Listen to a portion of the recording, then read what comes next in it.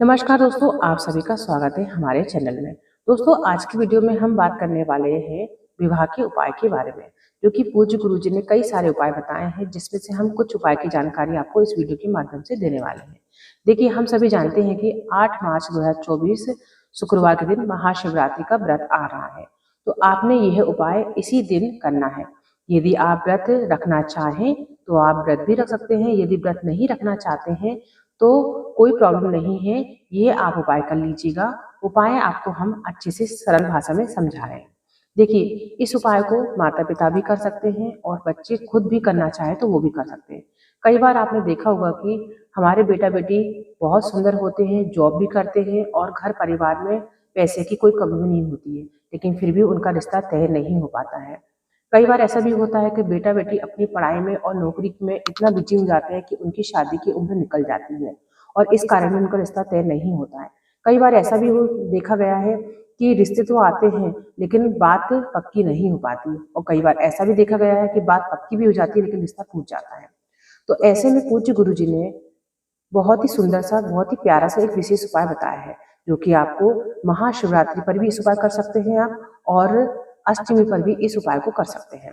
तो चलिए जान लेते हैं कि हमको उपाय किस प्रकार से करना है। दोस्तों, उपाय बताने से पहले आप लोगों से एक निवेदन है कि अभी तक आपने हमारे चैनल को सब्सक्राइब नहीं किया है तो प्लीज चैनल को सब्सक्राइब कर लीजिएगा, और वीडियो आपको अच्छी लगे तो वीडियो को लाइक शेयर जरूर कर लीजिएगा। आपने 8 मार्च 2024 शुक्रवार के दिन महाशिवरात्रि व्रत के दिन ये उपाय आपको सुबह से शाम तक किसी भी समय आप ये उपाय कर सकते हैं। ये उपाय करने के लिए आपके पास क्या सामग्री होनी चाहिए, इसको आप नोट कर लीजिए। आपके पास में एक बेलपत्र होना चाहिए। क्या होना चाहिए? एक बेलपत्र जो कि साफ सुथरी हो, टूटी फूटी ना हो, खंडित बिल्कुल भी ना हो। यदि आपके पास में बेलपत्र नहीं है तो आप पूजा की दुकान से बेलपत्र ला सकते हैं। बेलपत्र आपके पास होना चाहिए। और क्या होना चाहिए? थोड़ा सा आपको लाल चंदन आपके पास में होना चाहिए और थोड़ा सा आपको पीला चंदन चाहिए। यदि आपके पास में लाल चंदन और पीला चंदन नहीं है तो ये आपको पूजा की जो सामान मिलता है वहां पर आपको आसानी से मिल जाएगा। तो ये चीजें आप अपने घर में से लेकर आइए। इस बेलपत्र को गंगा जल की सहायता से अच्छे से धो लीजिए, और यदि गंगा जल आपके पास में नहीं है तो आप साफ सुथरे पानी की सहायता से इसको अच्छे से धो लीजिएगा। अब यह जो आप चंदन लेकर के आए हो, लाल चंदन का और पीले चंदन का, 2 कटोरी आपको ले लेनी है। एक कटोरी के अंदर आपको लाल चंदन लेना है, दूसरी कटोरी के अंदर आपको पीला चंदन लेना है। ठीक है। अब इसमें थोड़ा सा पानी मिला लीजिए, इसका एक घोल बना लीजिए। अब एक माचिस की तीली ले लीजिए। क्या लेना है? माचिस की तीली।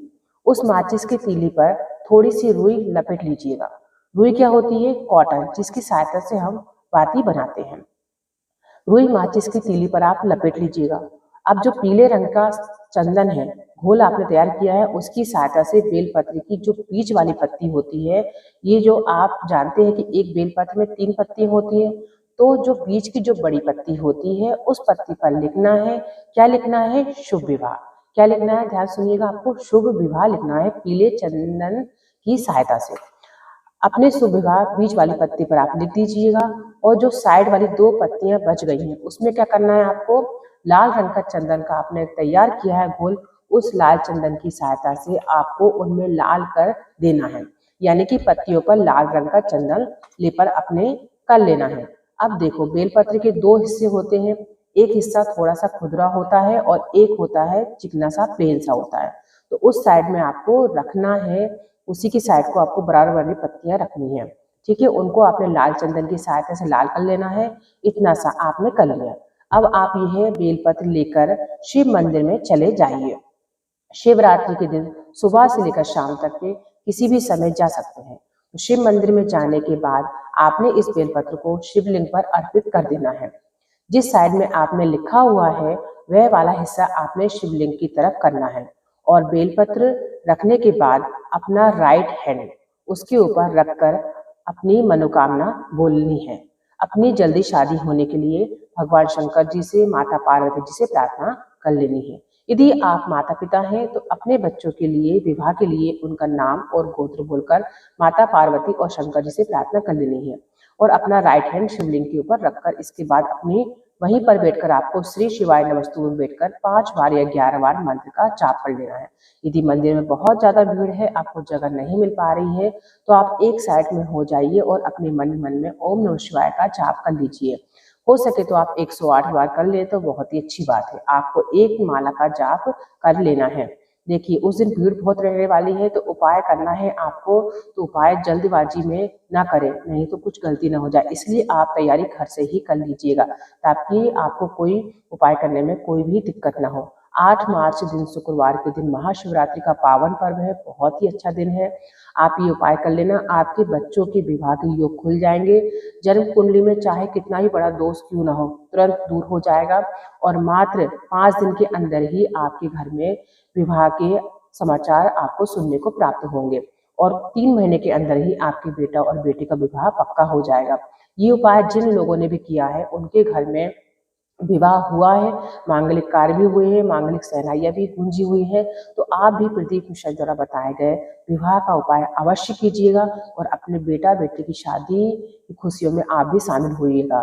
क्योंकि अभी तक हम देख रहे हैं कि बहुत से ऐसे लोग हैं कि अपने जीवन काल में बहुत कुछ पाने के चक्कर में वो अपनी उम्र से आगे निकल जाते हैं और उनकी विवाह की उम्र भी निकल जाती है।